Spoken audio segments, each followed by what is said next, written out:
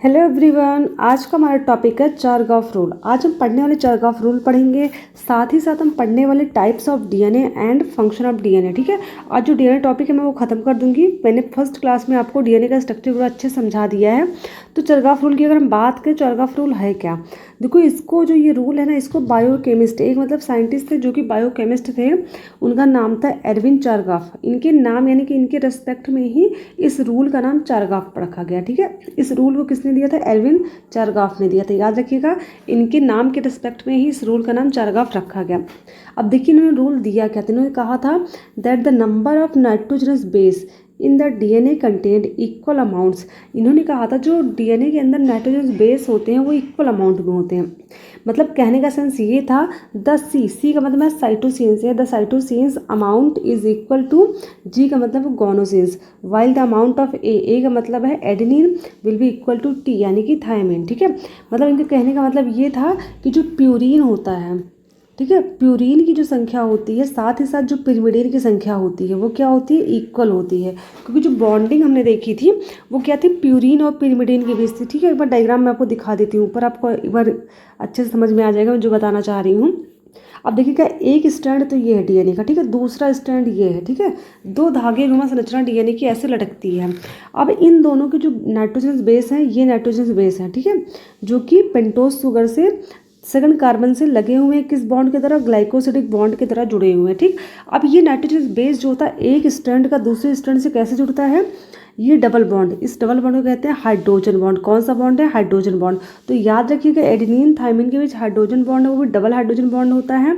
गोनिन cytosine के बीच triple hydrogen bond बना होता है। ठीक है, तो ये तो आपने पढ़ा था, अच्छे से क्लियर है। बट हमने ये भी जाना था साथ में कि जो एडेनिन होता है वो गोनिन होता है। ठीक है, ये क्या होते हैं? एडेनिन और गोनिन जो होते हैं ये होते हैं प्यूरिन। ठीक है, ये प्यूरिन होते हैं। थायमिन साइटोसिन क्या होते हैं? ये होते हैं पिरिमिडिन। ठीक है, ये भी हमें देखा था। और हमने ये भी डिस्कस किया कि दोनों रिंग के जो नाइट्रोजन बेस होते हैं ना, वो सेम ग्रुप के नहीं होते। यानी कि एडेनिन किसका होता है? एडेनिन जो होता है वो प्यूरिन का होता है, और थायमिन जो होता है वो पिरिमिडिन का होता है। ठीक है, इन दोनों के बीच में बॉन्डिंग होती है। उस तरह गोनिन जो होता है ये भी प्यूरिन का होता है, बट साइटोसिन जो होता है वो पिरिमिडिन ग्रुप का होता है। इनके बीच बॉन्डिंग होती है। तो एक चीज़ क्लियर होगी ना कि एक प्यूरिन दूसरे पिरिमिडिन से बॉन्ड बनाता है और एक पिरिमिडिन दूसरे प्यूरिन से बॉन्ड बनाता है। ठीक है, तो यहाँ पर चरगॉफ रूल यही कहता है कि number of purine is equal to number of pyrimidine, यानी कि जितने गोनिन होंगे उतने ही साइटोसिन होंगे और जितने थायमिन होंगे उतने ही एडेनिन भी होंगे। ये चरगॉफ रूल यही बताता है और कुछ नहीं बता रहा। ठीक है, चरगॉफ रूल ने सिर्फ यही बताया। तो इस सिंपल से देख लेते इसको क्या है। In simple words, the DNA present in any cell from any living creature should contain 1:1 of pyrimidine and purine, यानी कि जो पिरिमिडिन की संख्या होती है वो प्यूरिन क्या होती है? इक्वल होती है। दोनों का रेशियो 1 आएगा हमेशा। मान लीजिए ये जो एडेनिन है उसकी संख्या 8 है, ठीक है, और जो थायमिन है उसकी संख्या भी कितनी है? 8 है। तो जाहिर सी बात, दोनों की संख्या 8 है तो कट के कितना आ जाएगा? 1:1, यही तो आएगा रेशियो। तो ये चीज़ समझ में आ गई, ये हो गया चरगॉफ रूल। अब बात करेंगे हम टाइप ऑफ डीएनए, यानी कि डीएनए के टाइप की बात कर लेते हैं। हम डीएनए कितने प्रकार के होते हैं? वैसे बहुत से टाइप के होते हैं, मेन जो है हमें वही जानना है। डीएनए मेनली 3 तरह के होते हैं। पहला है ए डीएनए, दूसरा है बी डीएनए, तीसरा है जेड डीएनए। ठीक, सबसे पहले हम बात करेंगे ए डीएनए की। जो ए डीएनए होता है इज राइट हैंडेड डीएनए। अब देखो, राइट हैंडेड में थोड़ा सा आपको कन्फ्यूजन होगा, मैं फिर आप डायग्राम पे ले चलती हूँ आपको। अब देखो, ये आपको दिख रहे हैं 2 स्टैंड यहाँ पे दिख रहे हैं ना। स्टैंड का मतलब धागे नुमा संरचना आपको यहाँ पर दिख रही होगी। ठीक है, एक तो ये पूरी दिख रही स्ट्रक्चर, दूसरा ये दिख रहा है। ठीक है, बट एक्चुअल में जो डीएनए होता है ना, ऐसे तो होता नहीं। आपने देखा होगा ये दोनों जो स्ट्रक्चर होते हैं वो कैसे होते हैं? पहले स्ट्रक्चर कैसे हैं? देखो, सपोज हम स्ट्रक्चर की अगर बात करें तो ये दोनों ऐसे स्ट्रेट हैं, ठीक, बट जो एक्चुअल में डीएनए का स्ट्रक्चर होता है वो डबल हेलिकल होता है। हेलिक्स मतलब होता है घुमावदार, यानी कुछ ऐसा स्ट्रक्चर होता है डीएनए का। अगर हम डीएनए के स्ट्रक्चर की बात करें तो कुछ ऐसा स्ट्रक्चर होता है, घुमावदार होता है ना। तो ये जो आपको स्ट्रैंड यहाँ पर दिख रहा है ना, इसको पकड़ के नीचे से पकड़ के इसको घुमाया जाता है। कैसे घुमाया जाता है? Clock wise. क्लॉक घड़ी कैसे घूमती है? ऐसे घूमती है ना, तो इसे क्लॉक वाइज घुमाया, जब घुमा दिया जाएगा तो इनका स्ट्रैंड कैसा बन जाएगा? कुछ ऐसा बन जाएगा। ठीक है, याद रखिएगा, कुछ स्ट्रक्चर ऐसा बन जाएगा। ठीक है, एक बार डायग्राम में इसको आपको दिखा देती हूँ। ये देखिए, डायग्राम दिख रहा है ना आपको। ये पूरा जो एक तो सर्कल, ये बेस स्टैंड, ये दूसरा, ये दोनों का स्ट्रक्चर ऐसे बन जाएगा। ठीक है, तो ये जो घुमाया जाता है ना, ये दोनों तरफ से नहीं घुमाया जाएगा, सिर्फ एक ही तरफ से घुमाया जाएगा, वो भी कैसा? Clock wise. क्लॉक वाइज यानी का मतलब राइट हैंडेड घुमाया जाता है। ठीक है, तो यही इसका मतलब है। जब भी मैं राइट हैंड या क्लॉक वाइज बोलूँगी आप समझ जाइएगा किसकी बात कर रहा है। तो जो ए टाइप का डीएनए होता है ना, वो कैसा होता है? राइट हैंडेड होता है, यानी कि उसको क्लॉकवाइज घुमा होता है, ठीक है। उसका घुमाव कैसा होता है, क्लॉकवाइज होता है। बट याद रखिएगा जो डीएनए होते हैं हमारे बॉडी में, जहाँ जहाँ पर डीएनए पाए जाते हैं, फिलहाल तो हर सेल में डीएनए पाया जाता है, तो जिस भी सेल में डीएनए पाया जाता है ना उसमें क्लॉकवाइज एंटी क्लॉकवाइज दोनों तरह के होते हैं, मीन्स राइट हैंडेड भी होते हैं और लेफ्ट हैंडेड भी होते हैं। बट अगर मोस्टली संख्या बात करें, मोस्टली किस में होते हैं, तो मोस्टली डीएनए जो होते हैं वो राइट हैंडेड ही होते हैं, ठीक है। यानी कि अधिकतर जो डीएनए होते हैं वो राइट हैंडेड ही पाए जाते हैं। साथ ही साथ जो आपका ए टाइप का डीएनए होता है वो भी राइट हैंडेड ही होता है। और कैसा होता है, it has a double helix structure, और इसका स्ट्रक्चर कैसा होता है, डबल हेलिक्स। डबल हेलिक्स का मतलब कैसा होता है, ऐसा द्विगुणित, ठीक है। ठीक है, अब देखते हैं इसके नेक्स्ट पॉइंट की, इसमें क्या कहा जा रहा है, the molecule is asymmetrical is because, हाँ यहाँ से पढ़ना, the two strand of a DNA are anti parallel. अब देखिए पर पैरेलल एंटी पैरेलल की मतलब क्या होता है, पैरेलल का मतलब ये होता है जैसे ये दो स्ट्रैंड है, ठीक है, इनको जो क्लॉकवाइज घुमाएंगे तो कुछ स्ट्रक्चर ऐसा बनेगा, एक तो पूरा ऐसे घूमेगा, दूसरा कैसे घूमेगा, ऐसे ही, ठीक है, याद रखिएगा ऐसे ही घूमता जाएगा, तो इसे बोलेंगे क्लॉकवाइज।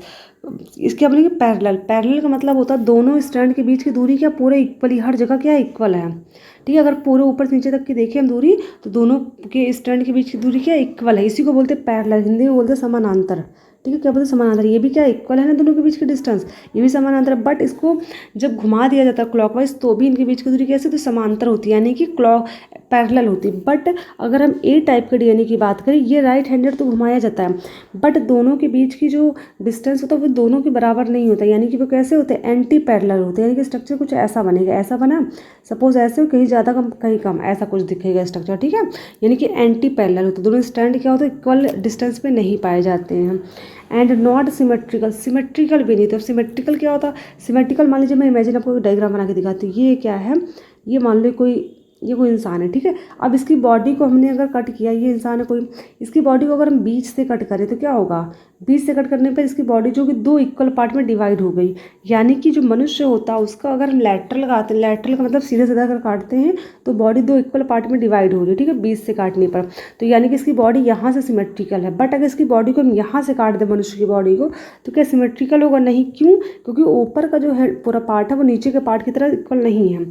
यानी किसी भी चीज़ को अगर हम काटते हैं, जितने भागों में काट रहे वो अगर इक्वल शेप साइज़ के हैं तो वो सिमेट्रिकल होता, अगर नहीं है तो वो सिमेट्रिकल नहीं होगा, ठीक है। मान लीजिए ये एक बॉल है, इसको यहाँ से काटिए तो ये साइड जो ए वाला है, बी, दोनों एकदम सेम साइज़ के भी हैं, शेप भी सब कुछ सेम है, यानी ये सिमेट्रिकल होगा। लेकिन अगर हम बात करें ऐसे ट्रायंगल की, इसको हमने यहाँ से काटा तो भी कैसा है, सिमेट्रिकल। लेकिन अगर हम इसको कहाँ से काट दें, इसको यहाँ से काट दें, तो क्या सिमेट्रिकल होगा, नहीं। क्योंकि ऊपर भी क्या हो रहा है, एक ट्रायंगल बन रहा है, लेकिन नीचे कैसा बन रहा है, नीचे ट्रायंगल की जगह क्या बन रहा है, नीचे आपको जो बन रहा है चतुर्भुज बन रहा है, यानी कि स्ट्रक्चर आपका ट्रायंगल बन ही नहीं रहा। तो यहाँ पे क्या हो जाएगा, ये हो जाएगा अनसिमेट्रिकल। तो याद रखिएगा जो ए टाइप का डीएनए होता है, ये पहली बात तो डीएनए के जो दोनों स्ट्रैंड होते हैं वो एंटी पैरेलल होते हैं, पहली बात तो ये हमको जाननी है। दूसरी चीज़ क्या होती है, ये सिमेट्रिकल नहीं होते हैं, ठीक है।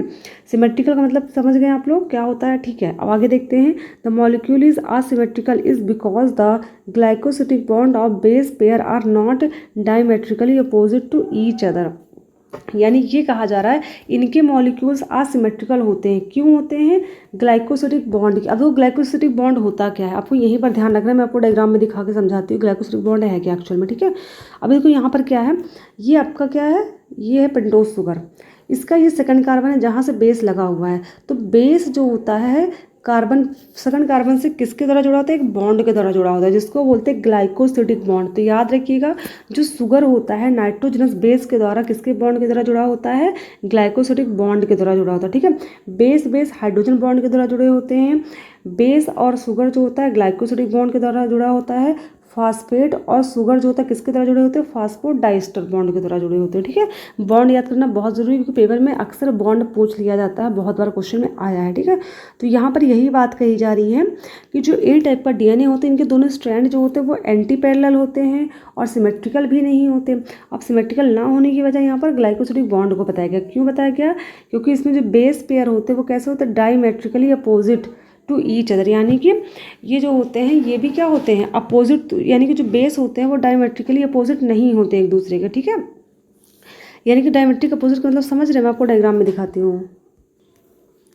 अब देखो ये डायग्राम दिख रहा है, ये ए टाइप का डीएनए, ठीक है। अब यहाँ पर क्या है, बेस आपको दिख रहा है, ठीक है। जो स्ट्रक्चर आपको दिख रहा है ब्लू कलर के, ये सब बेस हैं। यानी कि जो बेस होते हैं ना इक्वल मतलब डिस्टेंस में नहीं होता। डायमेट्रिक का मतलब क्या होगा, डायमेट्रिक का मतलब यहाँ पर आपको डायमीटर से है, यानी कि डायमीटर का मतलब समझ रहे हैं आप ना, जिसको बोलते हैं व्यास। हिंदी में क्या बोलते हैं, व्यास बोलते हैं। जैसे ये तरफ ये क्या होता है, सर्कल होता है, सर्कल में यहाँ से यहाँ की दूरी क्या होती है, डायमीटर होती है ना। तो यही कहा जा रहा है कि यहाँ से जो बेस के बीच में दूरी होती है ना, वो डायमेट्रिक नहीं होती, क्योंकि क्या दोनों दोनों स्ट्रैंड जो होते हैं इक्वल डिस्टेंस पे तो है नहीं। अब क्या है, देखो एक स्टैंड ऐसे है, दूसरा मान लो ऐसे बना हुआ, ऐसे है कोई ऐसे, तो इनके बीच जो बेस लगे होंगे क्या सेम डिस्टेंस पे लगे होंगे, नहीं ना। जब यही सेम डिस्टेंस पे नहीं लगे तो जाहिर सी बात है कैसा होगा, ये सिमेट्रिक होगा ही नहीं। क्योंकि अगर हम इसको बीच से काटेंगे, कहीं से भी काटो, तो ये दोनों तरफ जो मतलब स्ट्रक्चर कट के अलग होगा, वो दोनों शेप मतलब क्या होगा, सेम कभी हो ही नहीं सकता। इसका रीज़न क्या बताया गया है, इसका रीज़न बताया गया है कि जो दोनों मतलब बेस पेयर जो होते हैं वो कैसे होते हैं, डायमेट्रिकल सिमेट्रिकल नहीं होते, ठीक है। तो ये चीज़ ध्यान रखिएगा। तो आपको आई थिंक समझ में आ गया होगा इसका मतलब क्या होता है। अब नेक्स्ट पॉइंट देखते हैं हम लोग क्या है। A DNA is wider than the more commonly found B DNA, यानी कि जो ए डीएनए होता है वो बी डीएनए से क्या होता है, वाइडर। वाइडर मतलब चौड़ा होता है, ठीक है। आपने भी स्ट्रक्चर देखा होगा, इनका स्ट्रक्चर जो ऐसे बना है ना, ये थोड़ा चौड़ा होता है, बट बी डीएनए का थोड़ा सा कैसा होता है, नैरो होता है, ठीक। चलिए बात कर लेते हैं इसके बैकबोन की, कि जो ए टाइप का डीएनए होता है इसका बैकबोन क्या होगा। फिलहाल एक चीज़ ध्यान रखिएगा, जितने भी टाइप के डीएनए होता है उनका बैकबोन जो होता है वो शुगर और फॉस्फेट होता है, ठीक है। शुगर क्या था, पेंटोज शुगर था ना, ऐसे स्ट्रक्चर बना होता है, बीच में ऑक्सीजन लगा होता है, ठीक है। तो शुगर होता है, साथ में फिफ्थ कार्बन पे क्या लगा होता है, यहाँ फिफ्थ कार्बन होता है, यहाँ पे क्या लगा होता है, फॉस्फेट लगा होता है, ठीक है। तो फॉस्फेट और शुगर जो होता है वो होते हैं बैकबोन। बाकी साइड में आपके यहाँ पर क्या होता है, सेकंड कार्बन पे लगा होता है आपका नाइट्रोजनस बेस, ठीक है। तो यहाँ पर क्या है, linked continues using phosphodiester bond. अब एक चीज़ ध्यान रखिएगा, बिल्कुल भी भूलिएगा मत, अगर हम बॉन्डिंग की बात करेंगे मैं फिर से आपको रिवाइज करा दूँ डायग्राम में फिर से, क्योंकि बॉन्डिंग पक्का पेपर में आने वाला है। नाइट्रोजनस बेस के बीच में जो बॉन्डिंग होती है वो कहते हैं हाइड्रोजन बॉन्डिंग, ठीक। कितनी बॉन्डिंग आपको दिख रही है, हाइड्रोजन बॉन्डिंग होती है। नाइट्रोजनस बेस और शुगर के बीच, ये शुगर है ये बेस है, इनके बीच की जो बॉन्डिंग होती है इसको बोलते हैं ग्लाइकोसिडिक बॉन्ड। क्या बोलते हैं, ग्लाइकोसिडिक बॉन्ड, ठीक। अब यहाँ पर क्या होता है, ये फॉस्फेट है, ये फॉस्फेट ये शुगर, इनके बीच जो बॉन्डिंग होती है फॉस्फेट और शुगर के बीच में, ठीक है। यहाँ पर बॉन्डिंग है तो उस बॉन्ड को बोलते हैं फॉस्फो, इसके नाम से मिलता जुलता, फॉस्फो डाइएस्टर बॉन्ड, याद रखिएगा, ठीक है। यानी कि एक तरह से देखा जाए तो एस्टर बॉन्ड लगा होता है, कौन सा, एस्टर बॉन्ड यहाँ पे लगा होता है। अब बात करेंगे हम बी टाइप के डीएनए, ठीक है। बी टाइप का तो बहुत इंपॉर्टेंट बी टाइप का है, अब क्यों इंपॉर्टेंट अभी आप खुद जान जाएंगे, ठीक है। देखो B form DNA is right handed double helix, यानी कि जैसे ए टाइप का डीएनए था राइट हैंडेड था, डबल हेलिक्स था, सेम वैसे बी टाइप का भी होता है, राइट हैंडेड होता है और डबल हेलिक्स होता है, ठीक। इतनी चीज़ें तो कॉमन है। बाकी आगे देखते हैं, which was discovered by Watson and Crick based on X diffraction pattern. तो एक चीज़ ध्यान रखिएगा, वाटसन क्रिक ने, आपको ये चीज़ ध्यान होगी कि जो डीएनए का डबल हेलिक्स मॉडल है वो किसने दिया था, वाटसन और क्रिक ने दिया था, ठीक है। इसकी वजह से इनको नोबेल प्राइज़ भी दिया गया था, ठीक है। बट एक चीज़ आपको पता होनी चाहिए कि जिस डीएनए में इन्होंने डबल हेलिक्स मॉडल की खोज की थी, वो बताया था, ये जो भी चीज़ बताई थी हर चीज़ को कंफर्म किया था एक्सपेरिमेंट के बेस पर, वो जो डीएनए था ना वो बी टाइप का ही डीएनए था। प्रीवियस ईयर 2021 में जो टीजीटी का पेपर हुआ था उसमें यही क्वेश्चन पूछा गया था कि वाटसन क्रिक ने जो डबल हेलिक्स मॉडल दिया था उसमें जिस डीएनए की खोज मतलब जिस डीएनए में इस चीज़ को बताया था वो डीएनए कौन से टाइप का था, ए बी सी डी आया था ऑप्शन में, तो याद रखिएगा वो बी टाइप का डीएनए था, ठीक है। तो ये चीज़ क्लियर होगी। और सबसे मेन चीज़, हमारी बॉडी में जितने भी डीएनए होते हैं ना, सबसे अधिक टाइप का डीएनए जो होता है वो बी टाइप का ही पाया जाता है, ठीक है। कॉमन है डीएनए, सबसे ज़्यादा यही डीएनए पाया जाता है बॉडी में हमारे। It is common form of DNA exist under normal physiological condition, यानी कि नॉर्मल कंडीशन में बॉडी के अंदर जो डीएनए होता है वो बी टाइप का होता है, ठीक है। The double strand of B DNA run in opposite directions. अब देखो क्या है, अब दोनों स्ट्रैंड क्या होते हैं, अपोजिट डायरेक्शन में रन करते हैं। ये सबसे अलग चीज़ आ गई इंटरेस्टिंग, आपको ये चीज़ याद होनी चाहिए कि दोनों स्ट्रैंड अपोजिट डायरेक्शन में कैसे रन करते हैं। मैं आपको डायग्राम में इसको भी समझा देती हूँ। अब देखो यहाँ पे दिख रहे हैं दो स्ट्रैंड, आपको यहाँ पर दिख रहे हैं साफ साफ। मैं यहाँ पर पहले हम पेंटोज शुगर की बात कर लें, क्योंकि जो सेकंड कार्बन है वहाँ से बेस आपको दिख रहा होगा क्लियरली। लेकिन अगर इसकी बात करें, देखो आपको यहाँ से देखते हैं हम, इसका जो स्ट्रक्चर है ना, ये देखो, ये यहाँ पर ऑक्सीजन लगा हुआ, यानी कि इसका क्या होता है, अपोजिट। ये नीचे की तरफ इसका मुंह है, और यहाँ पर बात करें तो इसका ऑक्सीजन कहाँ लगा होता है, ऊपर लगा होता है स्ट्रक्चर में, दिख रहा है क्लियरली, इसका मुंह ऊपर की तरफ है, अपोजिट डायरेक्शन में दिख रहा है ना। यानी कि जो डायग्राम मैं आपको बार बार दिखा रही हूँ ना, ये बी टाइप का डीएनए, ठीक है, अपोजिट डायरेक्शन में है, ये चीज़ क्लियर होगी। अब एक चीज़ ध्यान रखिएगा, इसका जो लास्ट एंड है ये क्या है, ये चीज़ क्लियर आपको याद है, ये है 5th कार्बन, ठीक है, इस वजह से इसको कहते हैं 5 डैश। और ये जो है आपका कैसा है, ये तो ऑक्सीजन है, तो यहाँ पर क्या 1st कार्बन, 2nd कार्बन और ये 3rd कार्बन, तो इसको कहते हैं 3 डैश, ठीक है। आपने डायग्राम में देखा होगा कि नीचे क्या लगा, ऐसे स्ट्रक्चर बने होते हैं, 2 ऐसे बने होते हैं स्ट्रक्चर ना, तो नीचे क्या होता है, एक के नीचे होता है 3 डैश, एक के नीचे होता है 5 डैश। अब आपको समझ में आ गया 3 डैश 5 डैश क्यों लगा होता है, क्योंकि जो एक स्टैंड जरूरी नहीं है कि लेफ्ट साइड का ऐसा और राइट का ऐसा और 3 5 ऐसा, ये कंफर्म नहीं होता, ठीक है। कोई भी एक स्टैंड सीधा होगा, एक उल्टा होगा। जो अपोजिट डायरेक्शन में जाता नहीं कि नीचे की तरफ ऑक्सीजन इसमें होता है, उसका जो लास्ट एंड होता है वो 5 कार्बन वाला होता है, ठीक है, जहाँ पर क्या लगा होता है, जहाँ पर फॉस्फेट ग्रुप अटैच होता है, ठीक है। ये नीचे दिख रहा है आपको, क्योंकि नीचे की तरफ ग्रो कर रहा है, नीचे की तरफ चेन बनाता जाता है, और ये ऊपर की तरफ चेन बनाता जाता है, ठीक है। तो इसका जो सबसे नीचे वाला पॉइंट है वो कौन सा है, वो 3rd कार्बन का है, ठीक है। ये चीज़ ध्यान रखिए, यहाँ पर ऑक्सीजन लगा होता है। तो आई थिंक आपको समझ में आ गया होगा कि इसमें मतलब अपोजिट डायरेक्शन में कैसे दोनों स्ट्रैंड होते हैं, ठीक। एक बार डायग्राम में डीएनए का भी दिखा देती हूँ कैसे होते हैं। ये डीएनए का डबल हेलिक्स स्ट्रक्चर आपको दिख रहा होगा ना, एक दो यहाँ 5 डैश लिखा है, यहाँ 3 डैश। अब तो आपको समझ में आ गया होगा 5 डैश का मतलब क्या है। यहाँ 5 डैश का मतलब है कि जो 5th कार्बन ऐसे बना था स्ट्रक्चर, ऐसा कुछ स्ट्रक्चर होता है इसका, ठीक। यहाँ होता है 5th कार्बन, यहाँ पर क्या लगा, फॉस्फेट ग्रुप लगा होता है, ठीक है। तो यानी कि इसकी जो चेन है कैसी है, इसकी चेन जो यहाँ पर है इसकी ऊपर की तरफ है, इसकी कैसी नीचे की तरफ है, ठीक है। देखा आपने, इसके ऊपर क्या था 5 डैश था, इसके ऊपर क्या था 3 डैश था।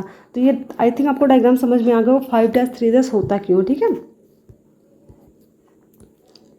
अब नेक्स्ट पॉइंट देखते हैं, the structure is asymmetrical with major groups and minor groups present alternately. अब क्या दिया गया है कि स्ट्रक्चर कैसा होता है, असिमेट्रिकल होता है, with major group and minor group present alternately. यानी कि इनके भी जो ग्रुप की बात समझ रहे हैं आप, ये जो स्ट्रैंड होते हैं ना, इनके बीच जो ये गैप होता है इसको बोलते हैं ग्रुप्स, ठीक है। यानी ग्रुप्स मतलब होता है खाली स्पेस जो होता है इनके बीच में, ठीक है। तो कैसा होता है, मेजर और माइनर होता है। मेजर माइनर का मतलब होता है एक स्ट्रैंड के बीच क्या होगा, ऐसे जैसे 2 स्ट्रैंड बने हुए हैं, ठीक है, तो क्या होगा, एक के बीच ज़्यादा होगा, एक के बीच कम स्पेस होगा, एक के बीच ज़्यादा होगा, एक के बीच कम स्पेस होगा, अल्टरनेट मैनर में ये लगे होते हैं आपस में, ठीक है। तो ये चीज़ आपको क्लियर हो गई। नेक्स्ट पॉइंट क्या है, the molecule is asymmetrical is because the glycosidic bond of base pair are not diametrically opposite to each other. अब एक चीज़ तो आपको समझ में आएगा, जो ए वाला टाइप का था और बी वाला टाइप का, दोनों लगभग सेम है, सिमेट्री के आधार पर अगर देखा जाए दोनों में सेम है।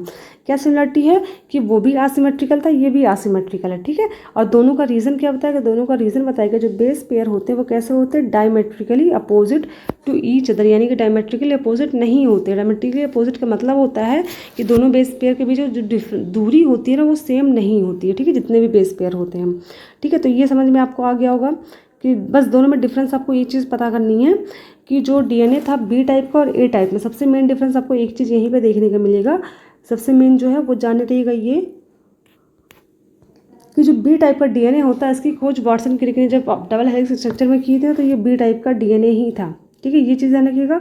और जो बी टाइप का डीएनए होता है वो सबसे कॉमन डीएनए होता है, लगभग सभी में पाया जाता है, ठीक है, ये भी याद रखिएगा। और दूसरी चीज़, इनके जो स्ट्रैंड होते हैं वो अपोजिट डायरेक्शन में होते हैं, ठीक है, बाकी चीज़ें कॉमन है ए टाइप के। अब देखते हैं next point, same as A DNA the backbone of bDNA is formed by sugar phosphate that are linked continuous using phosphodiester bond and core region consists of nitrogenous base। यानी कि ये कहा जा रहा है जैसे ए टाइप डीएनए था उसका जो बैकबोन था वो क्या था, शुगर था और फॉस्फेट था, सेम वैसे ही बी का भी होता है। इसका भी बैकबोन क्या होता है, शुगर होता है और फॉस्फेट होता है, और वो कैसे जुड़े होते हैं आपस में, फॉस्फोडाइस्टर बॉन्ड से जुड़े होते हैं, ठीक है। मतलब ओवरऑल जो हमने ए में पढ़ा था वही सब कुछ बी में थोड़ा सा डिफरेंस है, वो मैंने बता दिया आपको। बी डीएनए नैरो देन ए डीएनए, यानी कि जो बी डीएनए होता है वो नैरोवर होता है। नैरोवर का मतलब थोड़ा पतला होता है, ठीक है। ये जो दोनों स्ट्रैंड होता है ना, इनके बीच का जो स्पेस होता है थोड़ा सा कम होता है कंपेयर टू ए के, क्योंकि एक ऐसा होता है हमने पढ़ा था इसका ब्रॉड होता है, ठीक है, थोड़ा चौड़ा होता है। अब बात करते हैं जेड डीएनए की। जेड डीएनए क्या होता है, तो Z form DNA is left handed. अब एक चीज़ तो पता चल गया होगा ना कि जो ए डीएनए होता है बी डीएनए होता है ये दोनों राइट हैंडेड होते हैं, बट जो जेड टाइप का डीएनए होता है वो लेफ्ट हैंडेड होता है ये भी डबल हेलिक्स है, बट ये होता है जेड डीएनए, ठीक है।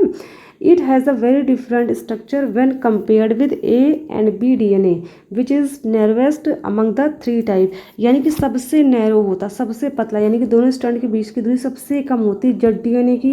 ये लेफ्ट हैंडेड होता है, ये सबसे नैरो होता है, और इसका जो स्ट्रक्चर होता है सबसे डिफरेंट होता है, ठीक है, ये भी ध्यान रखिएगा। और उसके बाद क्या कहा गया, Z DNA is difficult to be observe since it is unstable, मतलब इसको ऑब्जर्व करना बहुत ही ज़्यादा क्या होता है, डिफिकल्ट होता है, इसलिए कैसा होता है, ये अनस्टेबल होता है। तो क्वेश्चन ये भी बन सकता है कि कौन सा डीएनए है जो अनस्टेबल होता है। तो याद रखिए जेड टाइप का जो डीएनए होता है वो अनस्टेबल होता है, ठीक है। और ये कैसा होता है, लेफ्ट हैंडेड होता है, ये भी याद रखिए। प्रश्न ये भी बन सकता है कि कौन सा डीएनए लेफ्ट हैंडेड होता है, क्योंकि राइट हैंडेड दोनों होता है, बट लेफ्ट में आपको याद रखना है, ठीक है। अगर डायग्राम की बात करें तो ये डायग्राम आपको छोटा सा दिख रहा होगा, ये है डायग्राम इसका, ठीक है। ये देखिए डायग्राम,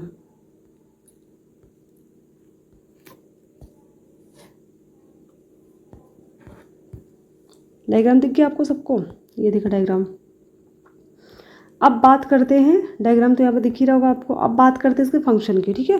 तो इसका फंक्शन जो होता है, सबसे मेन देखो डीएनए का फंक्शन क्या होता है, ये जेनेटिक मटेरियल को स्टोर करता है और एक जनरेशन से दूसरी जनरेशन में पहुंचा देता है, सबसे मेन काम इसका यही होता है।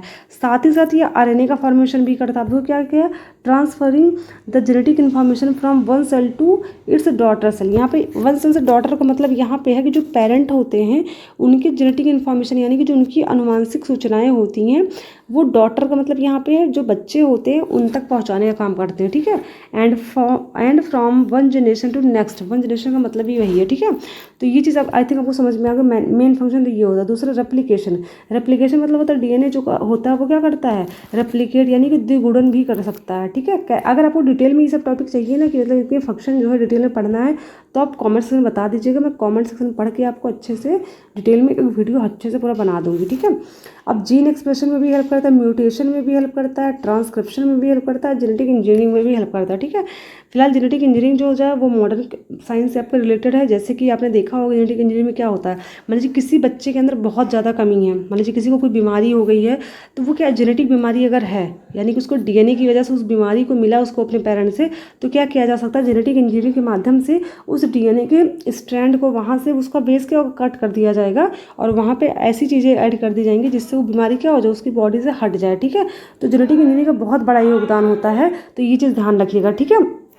म्यूटेशन, म्यूटेशन का मतलब होता है सडनली चेंज, जो देखने को मिलता है वो होता है, ठीक है। तो फिलहाल आपको जो,